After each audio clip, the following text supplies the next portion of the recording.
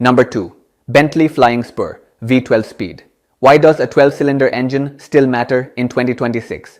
While the PHEV version of the Flying Spur is revolutionary, Bentley still offers the Flying Spur Speed with a traditional 6.0-liter twin-turbo W12 engine, one of the last of its kind.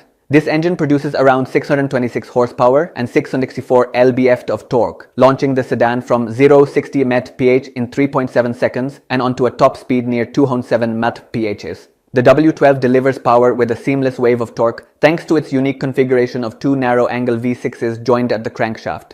The W12 Flying Spur continues to exist because there is still a clientele that desires the feel and sound of a 12-cylinder engine. The engine's low-frequency rumble is muffled but still detectable, and the car's acceleration remains effortless. Bentley has refined this engine with cylinder deactivation and start-stop features to reduce emissions when cruising, but make no mistake, it is not fuel efficient. Buyers choose it not for environmental reasons, but for the thrill of commanding a mechanical masterpiece. Everything else in the W12 Flying Spur mirrors the PHEV model's opulent interior. There are slight differences, such as optional carbon ceramic brakes and sporty exterior accents, but the cabin still features Bentley's signature rotating display, quilted leather, and polished wood. The Speed variant includes driver-focused enhancements like a dynamic drive mode, remapped transmission, and retuned exhaust that allows more of the W12's voice to enter the cabin.